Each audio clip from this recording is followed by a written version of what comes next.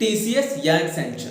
एक ऐसा क्वेश्चन जो कि बहुत ज्यादा फ्रेशर्स को कंफ्यूज करके रख देता है और वो इसके चलते बहुत ज्यादा लोगों से इसकी डिस्कशन भी करते हैं और करनी भी चाहिए, क्योंकि ऑब्वियसली आपके करियर का सवाल होता है कि एक गलत मूव और आपका करियर गया नीचे। तो ये सब चीज़ों के बारे में आपको डिस्कशन करने की ज़रूरत बहुत ज़्यादा होती है जब आप एक फ्रेशर होते हो, क्योंकि आपको भी मार्केट के बारे में नहीं पता, आपको आईटी वर्ल्ड के बारे में नहीं पता होता कि आप उस टाइम जल्दबाजी में कोई भी फैसला ले लेते हो। लेकिन बहुत सारी चीज़ों में ये भी चीज़ देखी गई है कि जब भी आप किसी से एडवाइस लेते हो तो वो सबसे पहले आपका पैकेज पूछते हैं, उसके अलावा कुछ नहीं पूछते और यही चीज़ कहते हैं कि अगर आपको इसमें अच्छा पैकेज मिल रहा है तो इस कंपनी को ज्वाइन कर लो, या फिर इसमें कम मिल रहा है तो इस कंपनी को रहने दो। तो ये सब चीज़ें बहुत ज़्यादा मैटर करती हैं एज ए फ्रेशर लेवल पर कि आपको अपने हिसाब से, अपने करियर के हिसाब से किस चीज को चूज करना चाहिए। आज इस वीडियो में मैं आपको 10 ऐसे पैरामीटर्स के बारे में बताऊंगा जिससे आपको ये चीज क्लियर हो जाएगी कि टीसीएस को ज्वाइन करना चाहिए या एक्सेंचर को, क्योंकि इन्हीं 10 पैरामीटर्स के बेसिस पे आप अपनी राय बहुत आसानी से बना सकते हैं। और इन सबके अलावा मैं आपको 4 ऐसे पैरामीटर्स के बारे में भी बताऊंगा जो कि जनरली कोई भी फ्रेशर हो या फिर कोई भी एक्सपीरियंस हो, जब भी वो किसी कंपनी को ज्वाइन करता है तो उसके दिमाग में वो 4 चीजें जरूर आती हैं। तो इन्हीं के अकॉर्डिंग मैं आपको बताऊंगा कि आपको टीसीएस ज्वाइन करनी चाहिए या फिर Accenture. So watch this video till the end.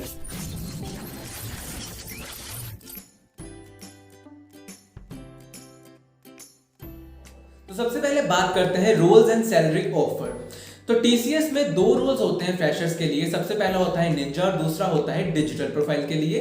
और वहीं पे एक्सेंचर में 2 रोल होते हैं, एएससी और दूसरा होता है एससी, यानी कि एसोसिएट सॉफ्टवेयर इंजीनियर और दूसरा होता है सॉफ्टवेयर इंजीनियर का। और दोनों के अगर मैं पैकेज की कंपैरिजन करूं तो टीसीएस में निंजा का पैकेज 3.36 और डिजिटल का पैकेज 7.0 एलपीए होता है। वहीं पे एक्सेंचर में एएसई का पैकेज 4.5 एलपीए और वहीं एससी का पैकेज 6.5 एलपीए होता है। और अगर हम इन के बारे में बात करें तो टीसीएस में निंजा प्रोफाइल के लिए 23 के सैलरी दी जाती है, वहीं पे डिजिटल प्रोफाइल के लिए 45 की सैलरी दी जाती है। इसके अलावा अगर हम एक्सेंचर की बात करें तो एक्सेंचर में इन हैंड सैलरी एएससी के मामले में 28 के अराउंड बनती है, वहीं पे एससी के मामले में इसकी सैलरी 45 के अराउंड हो जाती है। तो अगर सैलरी का कंपैरिजन करेंगे किसको ज्यादा या किसको कम दी जा रही है तो उस हिसाब से इस तरह का ऑर्डर बन जाता है। लेकिन अगर मैं पर्सनली आपको बताऊं तो मैं इस ऑर्डर को ज्यादा फॉलो नहीं करना चाहता। मैं आपको एंड में बताऊंगा कि मैं क्या ऑर्डर फॉलो करना चाहता हूं या फिर आपको भी ऑर्डर फॉलो करना चाहिए। ये मैं चीज एंड में बताऊंगा, क्योंकि बहुत सारे और भी फैक्टर्स हैं जो कि इस पर डिपेंड करते हैं। अब बात करते हैं सैलरी हाइक्स के बारे में कि दोनों कंपनीज में आपकी एनुअली सैलरी हाइक कितनी होती है।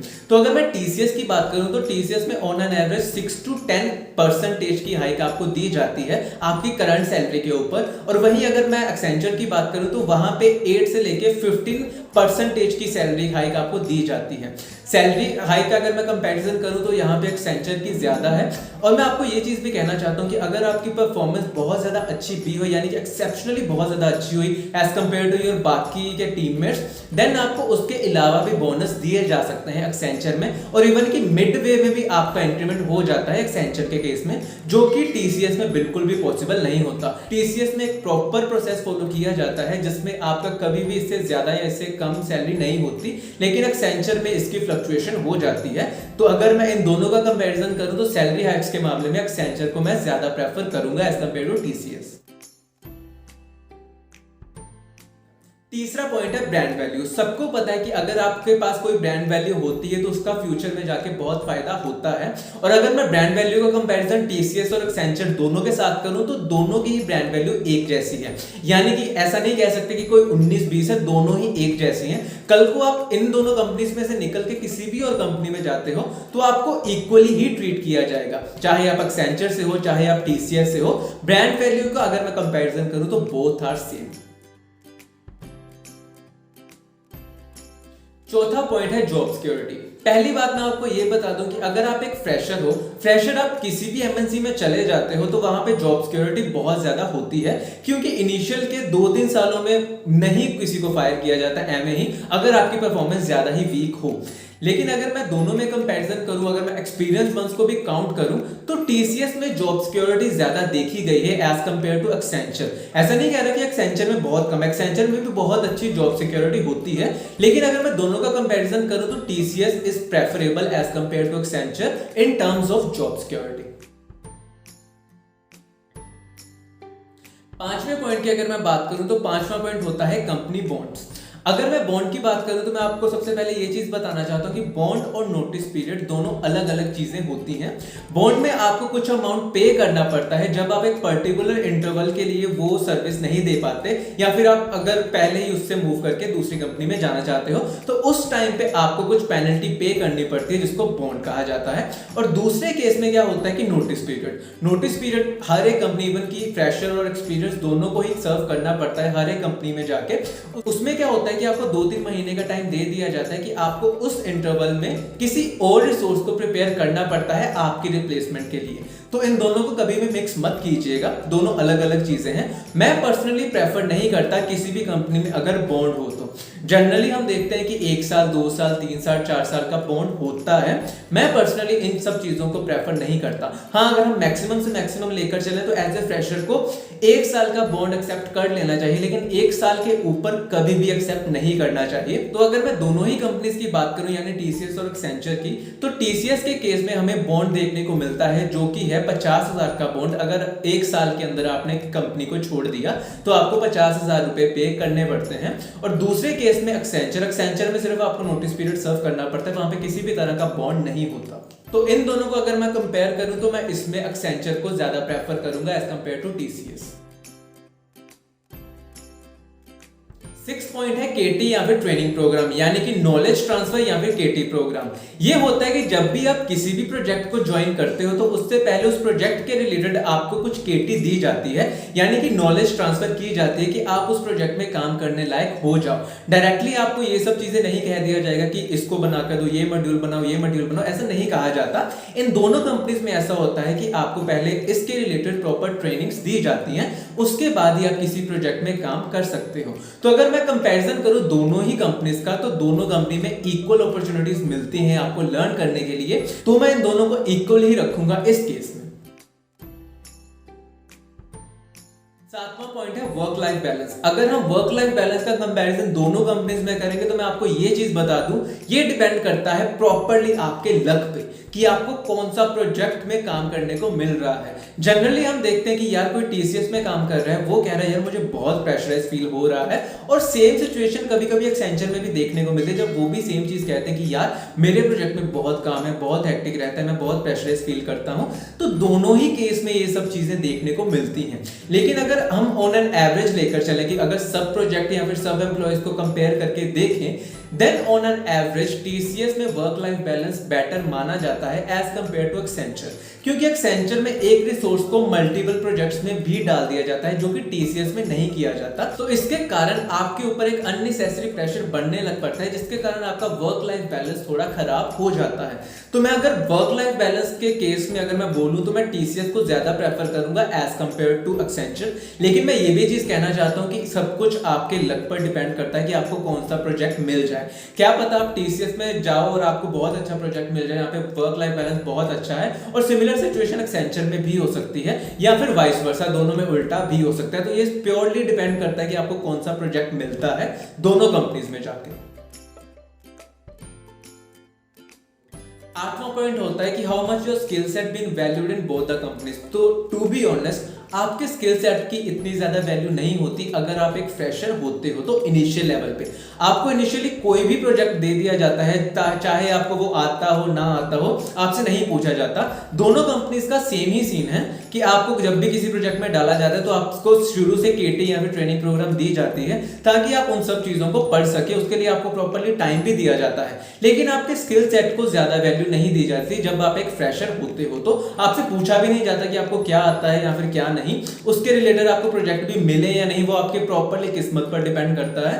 तो अगर आप एक फ्रेशर जा रहे हो तो यही सोच के जाओ कि आप सिर्फ एक रिसोर्स बनने वाले हो, उनके लिए आपके स्किल सेट की इतनी ज्यादा वैल्यू नहीं होने वाली। 9th पॉइंट होता है learning and future growth. To be honest सब कुछ डिपेंड करता है आपके प्रोजेक्ट पे कि आपको किस प्रोजेक्ट पर काम करने को मिल रहा है। वो किसी एडवांस टेक्नोलॉजी पर काम हो रहा है या फिर बैक टेक्नोलॉजी पर काम हो रहा है, आपको उस प्रोजेक्ट में काम करने को किस तरह से मिल रहा है, उस प्रोजेक्ट में आपका रोल क्या है, रिस्पॉन्सिबिलिटीज क्या है, सब चीज इसी पर डिपेंड करती है। और दोनों ही कंपनीज में सेम चीज होती है। हाँ, मैंने ऐसे पहले कहा था कि एक्सेंचर में आप एज ए शेयर्ड रिसोर्स की तरह यूज हो सकते हो, लेकिन अगर दोनों ही प्रोजेक्ट, अगर दो या तीन या मल्टीपल या जितने भी प्रोजेक्ट आपको एक्सेंचर में मिले, सबके सब ऐसे ही प्रोजेक्ट हो कि जिसमें आपको कुछ भी सीखने को ना मिल रहा हो, आप रिडंडेंसी बेसिस पे डेली में सेम काम ही कर रहे हो, तो ऑब्वियसली वहां पर भी इतना ज्यादा फायदा नहीं होता। और सेम टीसीएस के केस में भी मैं ये चीज कहूंगा कि सब कुछ डिपेंड करता है आपके लक पर कि आपको कौन सा प्रोजेक्ट मिलता है। उसके अलावा मैं आपको ये चीज कहूंगा कि फ्यूचर ग्रोथ की अगर मैं बात करूं तो दोनों कंपनीज में फ्यूचर ग्रोथ बहुत अच्छी होती है। आपको ऑन साइट अपॉर्चुनिटीज दोनों में इक्वली मिल जाती हैं। आप अगर इसके अलावा भी कुछ भी एक्सेल करना चाहते हो दोनों कंपनीज में, तो आपको इक्वल अपॉर्चुनिटीज भी मिल जाती हैं। तो अगर आप फ्यूचर के पर्सपेक्टिव से सोच रहे हो तो मैं यही चीज कहूंगा कि दोनों ही एक जैसी हैं। कुछ ऐसा नहीं कह सकती इसमें फ्यूचर ज्यादा है, इसमें फ्यूचर ज्यादा है, क्योंकि दोनों कंपनीज में बहुत सारे फ्रेशर्स ने स्टार्ट किया जो अभी बहुत अच्छी पोजीशन पर बैठे हैं। तो ऐसा कहना बिल्कुल गलत हो जाएगा कि इसका फ्यूचर स्कोप ज्यादा है या इसका फ्यूचर स्कोप ज्यादा है, दोनों में इक्वली है।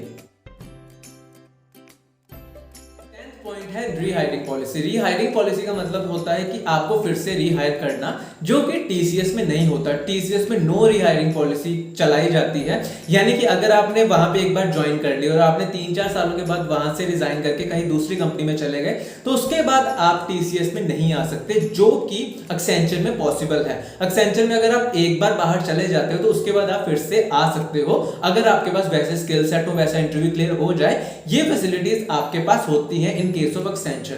तो मुझे भी पर्सनली लगता है कि किसी भी कंपनी को नो रीहायरिंग पॉलिसी नहीं रखनी चाहिए। सबको चांस मिलना चाहिए कि चाहे वो बाहर जाए या अंदर जाए, क्या फर्क पड़ता है। अगर आपके पास वैसे स्किल सेट हैं कि आप उनका इंटरव्यू क्लियर कर सकते हो, तो आपको ये चांस देना चाहिए। तो मेरी नजर में मैं इस चीज में एक्सेंचर को ज्यादा प्रेफर करूंगा एज कंपेयर टू टीसीएस। तो आई होप कि आपको 10 केसेस के बारे में पता चल गया हो। अब मैं आपको 4 ऐसे पैरामीटर्स के बारे में बताऊंगा जो कि हर कोई सोचता है जब भी वो किसी भी कंपनी को ज्वाइन करता है, तो हर कोई सोचता है, जिसमें से सबसे पहला पैरामीटर होता है सैलरी। तो अगर मान लो कि मैं एक ऐसा फ्रेशर हूं जिसको टेक्नोलॉजी से कोई लेना देना नहीं है, मुझे नहीं फर्क पड़ता कि फ्यूचर में क्या होगा या क्या नहीं, मुझे सिर्फ पैसा कमाना है, मैं सिर्फ ये देखना चाहता हूं कि मुझे किसमें ज्यादा पैसा मिलेगा इन फ्यूचर भी और अभी भी, तो मैं सबसे पहले प्रेफर करूंगा एक्सेंचर का 6.5 वाला पैकेज। उसके बाद प्रेफर करूंगा टीसीएस का 7.0 वाला पैकेज। उसके बाद प्रेफर करूंगा एक्सेंचर का 4.5 वाला पैकेज। देन उसके बाद प्रेफर करूंगा टीसीएस का 3.36 वाला पैकेज। क्योंकि मुझे इवेंचुअली पता है कि एक्सेंचर में हाइक्स अच्छी लगती हैं, तो 1 साल या 2 साल के बाद मेरा पैकेज जो मुझे इनिशियली टीसीएस में ज्यादा मिल रहा है, उससे ज्यादा पैकेज मेरा एक्सेंचर में हो जाएगा, इवन कि 6 मंथ या फिर साल के बाद भी, जो कि मुझे ज्यादा अच्छा लग रहा है। इसलिए मैं आपको पहले भी ऐसे कह रहा था कि जब भी आपको कोई पैकेज दिख रहा होता है तो उसको सीधा से ये मत बोल दे कि इसका ज्यादा पैकेज है तो मैं इसको प्रेफर करूंगा। हमेशा ये चीज भी देखिए कि उसमें कितनी ज्यादा हाइक्स लग रही हैं, उसकी हाइक्स में कितनी ज्यादा परसेंटेज आपको मिलेगी। ये सब चीजें भी बहुत ज्यादा मैटर करती हैं इन फ्यूचर के लिए। दूसरा पॉइंट है टेक्नोलॉजीज एंड फ्यूचर ग्रोथ। अगर मैं फ्यूचर ग्रोथ की बात करूं तो ऑब्वियसली टीसीएस के 7.0 के पैकेज को मैं ज्यादा प्रेफर करूंगा, क्योंकि ये एक डिजिटल प्रोफाइल होती है जिसमें मुझे एडवांस टेक्नोलॉजीज पे काम करने का मौका मिल सकता है। उसके बाद मैं प्रेफर करूंगा एक्सेंचर का 6.5 एलपीए वाला पैकेज। उसके बाद मैं प्रेफर करूंगा एक्सेंचर का 4.5 वाला, और उसके बाद मैं प्रेफर करूंगा टीसीएस का 3.36 का पैकेज। पॉइंट है रीहायरिंग पॉलिसी। जनरली हम देखते हैं कि ये दोनों ही ऐसी कंपनीज हैं जिसमें लोग फ्यूचर में जाना चाहते हैं, तो मैं नहीं चाहता कि मेरा ये चांस अभी ही खराब हो जाए कि मैं अभी अगर टीसीएस में चला गया तो अगर मैं वहां से, क्योंकि इवेंचुअली यार सबको 2-3 सालों के बाद जाना ही होता है अपनी कंपनी को छोड़ के, क्योंकि उनका पैकेज उतना ज्यादा नहीं इंक्रीज करता। ये मैं सिर्फ टीसीएस की बात नहीं कर रहा, किसी भी कंपनी में अगर आप चले जाओ तो आप इवेंचुअली यही चीज सोचोगे कि यार यहाँ पे मैं 3-4 मैक्सिमम से मैक्सिमम 5-6 साल लगा लूं और उसके बाद आपको जाना ही पड़ता है किसी दूसरी कंपनी में। तो ऑब्वियसली अगर आप टीसीएस टीसीएस को एज ए फ्रेशर ज्वाइन कर लोगे तो आपके पास ये चांस भी चला जाएगा। सो जो भी लोग ये चीज सोचते हैं कि उनको फ्यूचर में जाकर फिर से टीसीएस में आना है, उनके लिए TCS as a fresher join करना बिल्कुल भी सही नहीं रहेगा। उनको एक्सेंचर ही प्रेफर करनी चाहिए, क्योंकि एक्सेंचर में ये चीज की पॉलिसी बिल्कुल भी नहीं है। आप एक्सेंचर से एक बार जाते हो, फिर से अगर आपके पास वैसे ही स्किल सेट पड़े हो तो आप उसको आसानी से ज्वाइन कर सकते हो। चौथा पॉइंट होता है वर्क लाइफ बैलेंस और जॉब सिक्योरिटी। अगर मैं दोनों का ही कंपैरिजन करूं तो मैं सच में बताऊं, दोनों में कोई फर्क नहीं है। सब कुछ डिपेंड करता है कि आपको कौन सा प्रोजेक्ट दिया जाता है। ये सिर्फ आपका लक है कि आपको इन फ्यूचर में जाकर किस तरह का प्रोजेक्ट दिया जाएगा। जॉब सिक्योरिटी की अगर मैं बात करूं, वो भी अगर आप एज ए फ्रेशर जा रहे हो तो आपकी जॉब सिक्योरिटी बहुत ज्यादा रहेगी। और अगर आपने स्टार्टिंग से काम किया और बाद में 6-7 साल भी हो गए आपको दोनों ही कंपनीज में, तो ऑब्वियसली आप एक एसेट बन जाते हो उस कंपनी के लिए कि आपने कंपनी को इतने ज्यादा साल दिए हैं। तो आपको निकालते टाइम भी कंपनी बहुत ज्यादा सोचेगी, क्योंकि आपने बहुत ज्यादा साल दोनों कंपनीज में दिए हैं। तो अगर आप एज ए फ्रेशर किसी भी कंपनी को ज्वाइन करते हो तो जॉब सिक्योरिटी की तो बिल्कुल भी टेंशन मत लीजिए। और वर्क लाइफ बैलेंस तो मैं यही कहूंगा कि सब कुछ डिपेंड करता है आपके प्रोजेक्ट पे कि आपको किस प्रोजेक्ट में डाला जाता है।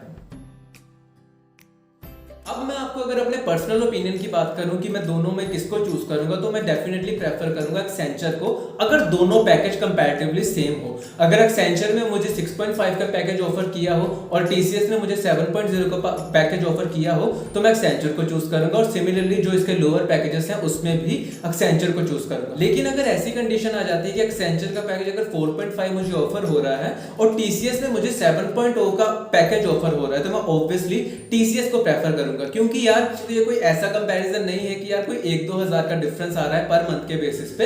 ये 15 से 20 हजार का डिफरेंस आ रहा है पर मंथ के बेसिस पे, जो कि मैं अफोर्ड नहीं कर सकता। मुझे ज्यादा से ज्यादा सैलरी की जरूरत होगी उस टाइम पे, तो मैं डेफिनेटली उस टाइम पे टीसीएस को प्रेफर करूंगा, चाहे रीहायर करे या ना करे। ऑब्वियसली मुझे अगर स्टार्टिंग में इतना अच्छा पैकेज दे रही है टीसीएस, तो मैं क्यों ही सोचूंगा रीहायरिंग पॉलिसी के बारे में। लेकिन अगर मेरे पास चांस है कि मैं उसके अलावा सिमिलर पैकेज पे किसी और कंपनी को ज्वाइन कर सकता हूं, तो ऑब्वियसली मैं दूसरी कंपनी को प्रेफरेंस करूंगा, ताकि मैं अपनी रीहायरिंग पॉलिसी वाला वो चीज को संभाल कर रख सकूं, जो कि मैं शायद फ्यूचर में यूज कर लूं। तो आई होप कि ये सब चीजें जानने के बाद आपके दिमाग में क्लैरिटी आ गई होगी कि आपको कौन सी कंपनी ज्वाइन करनी चाहिए, एक्सेंचर या टीसीएस। लेकिन अगर आपके दिमाग में कोई भी डाउट रह जाता है तो आप मेरे साथ इंस्टाग्राम पर कनेक्ट कर सकते हैं। वहां पे अगर आपकी कोई भी क्वेरी है उसको आप मैसेज में जरूर टाइप करके लिखकर मुझे भेज दें, मैं आपको उस चीज का रिवर्ट जरूर करूंगा।